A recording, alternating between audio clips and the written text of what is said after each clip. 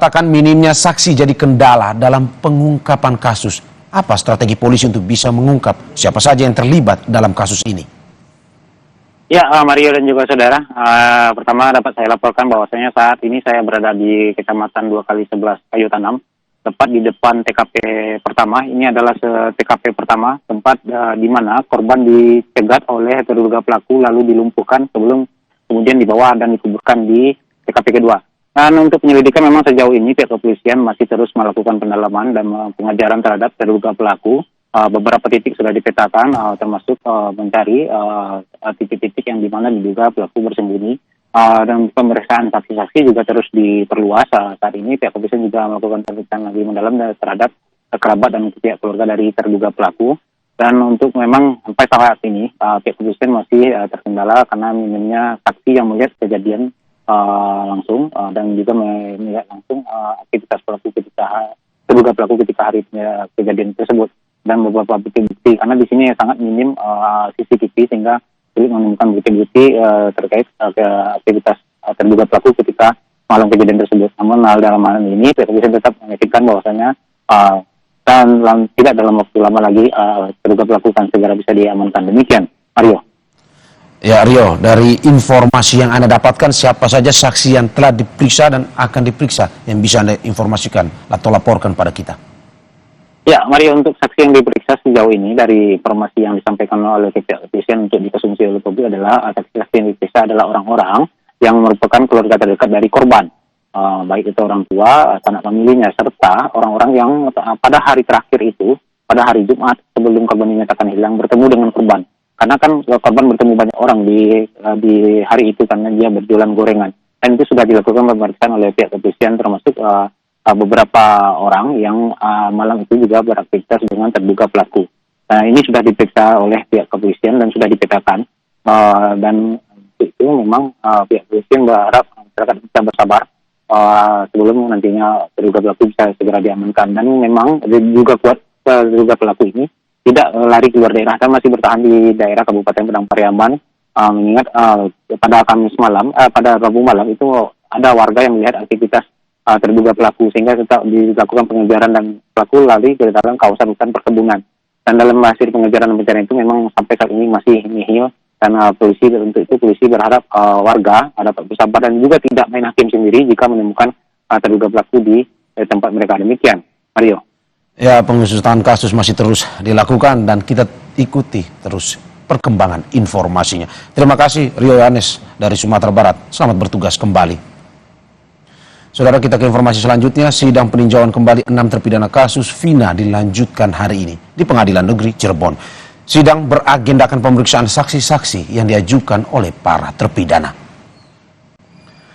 Pada sidang sebelumnya, pemohon telah menghadirkan 15 saksi alibi yang memberikan kesaksian terkait keberadaan para terpidana pada malam kejadian 27 Agustus 2016.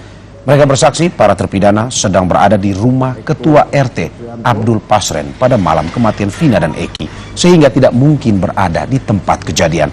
Tak hanya itu, saksi lainnya yakni mantan terpidana Saka Tatal juga mengakui adanya penyiksaan oleh oknum polisi.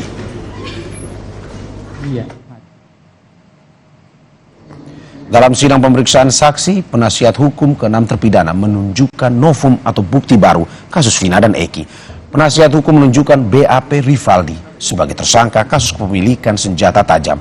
Kuasa hukum menunjukkan adanya perbedaan tanda tangan Rivaldi di BAP.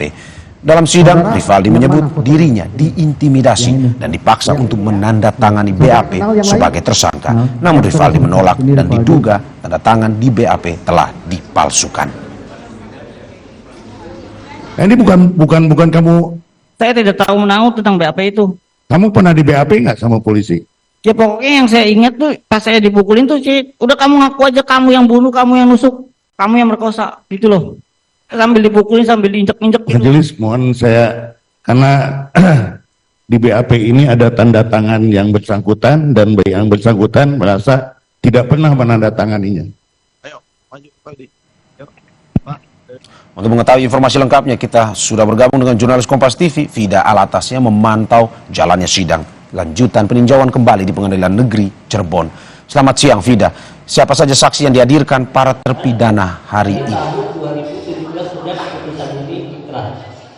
Ya, Mario dan juga saudara, hari ini paling tidak akan ada 16 saksi yang diperiksa untuk memberikan kesaksian di hadapan majelis hakim dalam sidang lanjutan PK.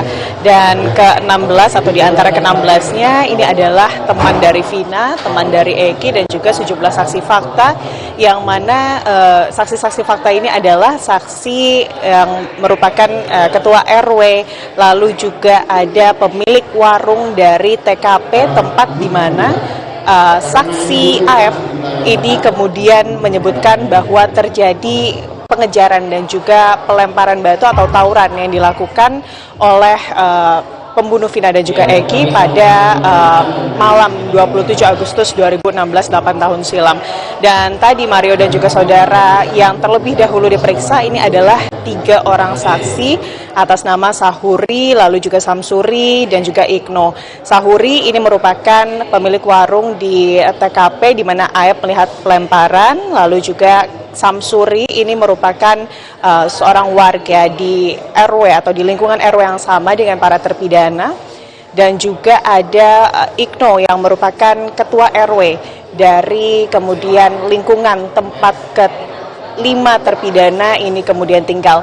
Dan tentunya tadi yang digali oleh penasihat hukum dari ke-6 terpidana ini adalah terkait kemudian adanya dugaan kesaksian yang diberikan oleh AF di BAP 2016, lalu ini merupakan kesaksian yang palsu atau tidak sebenar-benarnya.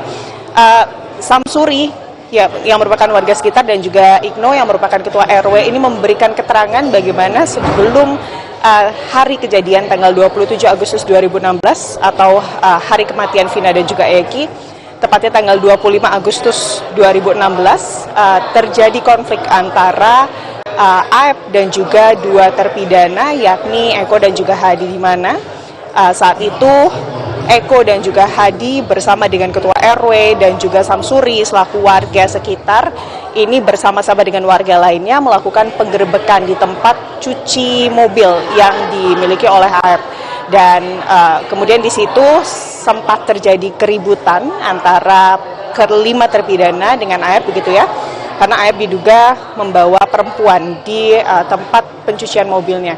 Disitulah kemudian ini yang memang dibawa oleh kuasa hukum sebagai kesaksian, begitu ya, Mario dan juga saudara, untuk kemudian menegaskan adanya dugaan kesaksian yang diberikan oleh AF ini bukanlah kesaksian yang sebenarnya, dan juga adanya kemungkinan ada unsur dendam dari AF kepada ke-5 terpidana atas kasus tersebut. Dan ini juga tentunya tidak hanya dilihat sebelah-sebelah saja, Mario dan juga saudara, mengingat saksi Dede yang memberikan kesaksian yang sama dengan AF ini telah mencabut kesaksiannya beberapa waktu lalu dan menyatakan bahwa kesaksian yang ia berikan ini bukanlah kesaksian yang sebenarnya.